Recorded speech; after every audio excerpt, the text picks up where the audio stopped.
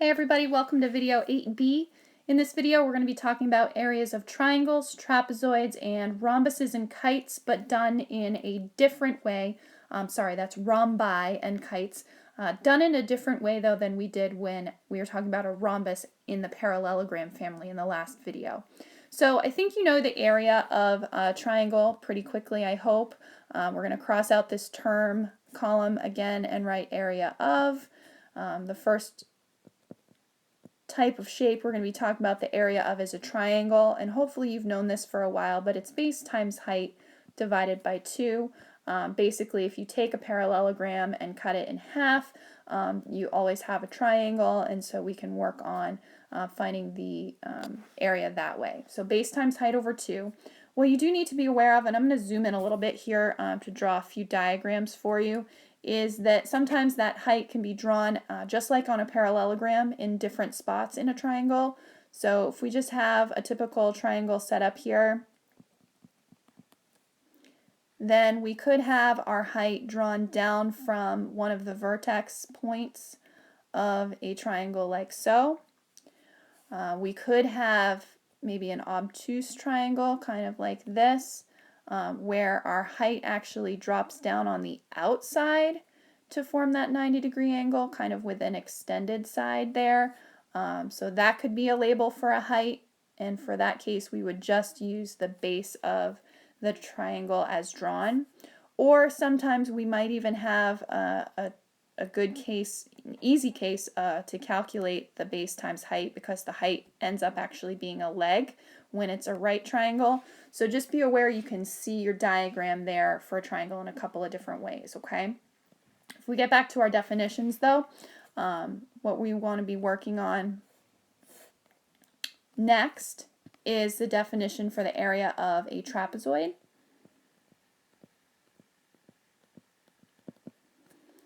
And if we remember about our formula for a mid-segment, we can sometimes call this mid-segment times height, but traditionally we would see base 1 plus base 2 times the height divided by 2. Now hopefully you can see the idea of the mid-segment right in there. The base 1 plus base 2 over 2 portion is the mid-segment, but this is the traditional way we write this.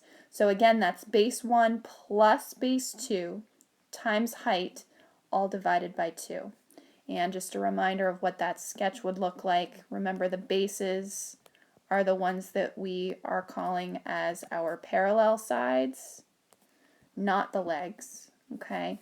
And of course, our height would be drawn in somewhere at our 90-degree angle.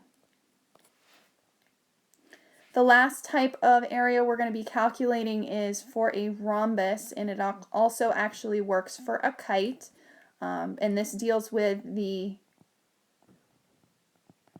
segments that we typically see drawn on a rhombus or a kite. And remember, that is not the sides usually, it's usually the diagonals. So we have a formula that says diagonal 1 times diagonal 2, the two diagonals multiplied together, divided by 2 is going to equal the area of the shape as well. And just a reminder that those are diagonals that we're talking about there. So I don't know if I need to draw a diagram there, it's just the cross pieces. I think drawing a diagram will probably actually clutter up your work here, so we're just going to kind of skip over that piece for now. So let's go straight to some examples as we scroll down the page here. This first example is the area of this quadrilateral using triangles, and I hope you can see the way it's divided. We've got a top triangle and a bottom triangle. So if I think about breaking this area into two triangles, and we first talk about, let's find the area of the top triangle, so x, y, z. It's still going to be, here's my original formula, base times height over 2. But I hope what you can see here is that the base of this top triangle is xz, and we were told that xz is 39. Then we have the height of this top triangle here is yg, and yg we were told is 21. So 39 times 21 over 2 is what we're looking for the area of triangle XYZ, the top part, and that's 409.5 if we were to do that out on our calculator. Now, of course, we need to add to that the area of triangle XWZ, which is the bottom portion.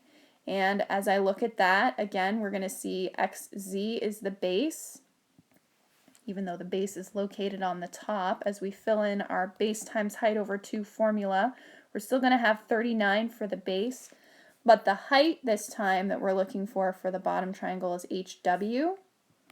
And HW, we were told in the problem, is 20, and that's divided by 2. So if I have 39 times 20 divided by 2, then that's 390. And so my total is simply adding those two pieces together. 409.5 plus 390 is going to give me a total of 799.5.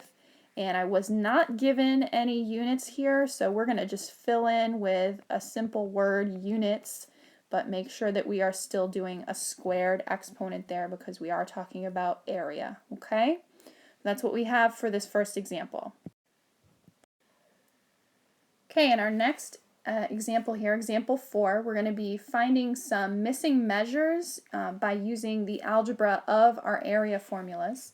So in this first example, we're told that rhombus WXYZ has an area of 100 square meters. What we need to find is WY, and I think you would agree with me here that WY is a diagonal. So it makes sense if we start out with our formula for the area of a rhombus by using its diagonals. Area equals diagonal 1 plus diagonal 2 over 2. And now let's fill in what I know. I know that the area is 100. And I know that one of the diagonals, I'm told XZ, is 10, so I'm going to make that my diagonal 1. And the other diagonal that I don't know is WY, so we'll call that diagonal 2. And please do be careful that you are putting these D1s and D2s in as subscripts. It's really important that you don't all of a sudden call this D squared here as we write it in. It is D sub 2, okay? And we're still divided by 2. So guys, how do we get rid of a denominator here? Well, we got to multiply both sides by that denominator to get rid of it. So times 2 on both sides. And we get 200 then is equal to just 10 times diagonal number 2. Dividing by 10, we get that diagonal number 2, otherwise known as WY, is going to be 20. And the units here, because I am talking about a length of a diagonal, is just going to be meters. Notice that is singular units, not squared units, so just be aware of that as we move through these algebra problems. Sometimes you'll be finding area, sometimes you will be finding other pieces, so be aware that you have to be careful with units, okay? I'll just write that down as a reminder. As we move on to the trapezoid example we have here, we're told again the area is 250. What we need to find is the height, and it looks like we are given both base 1 and base 2, so that's going to help us out. I'm going to zoom in here a little bit, just give myself some more writing room. Oops, sorry about that.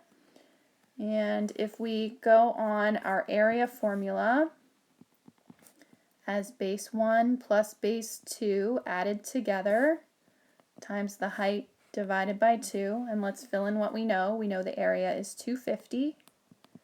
We know one base is 20. We know the other base is 30 inches.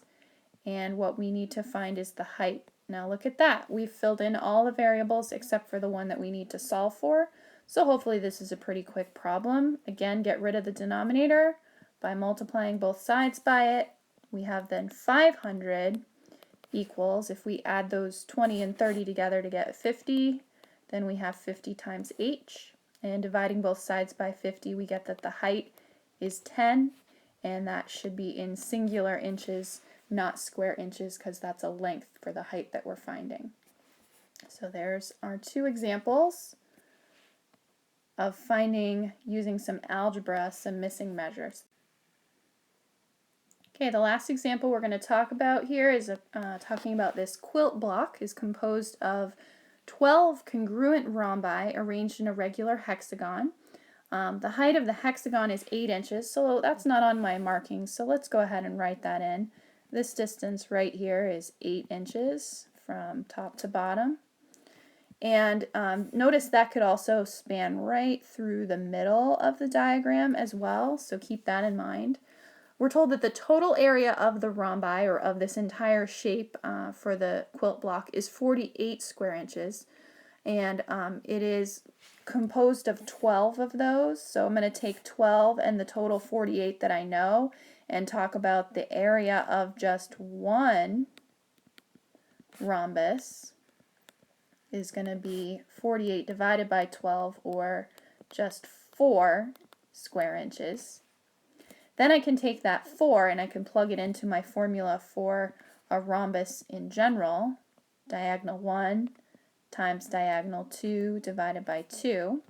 I now know the area is 4, and if I'm carefully analyzing this diagram, since the height of the hexagon is 8, then that means the height of just one of those rhombi, since they're joined end to end there, is going to be 4, which is the same thing as one of the diagonals. So I have one diagonal is 4 times the other diagonal, which remains unknown. So again, the unknown looks like this piece right here that we need to find.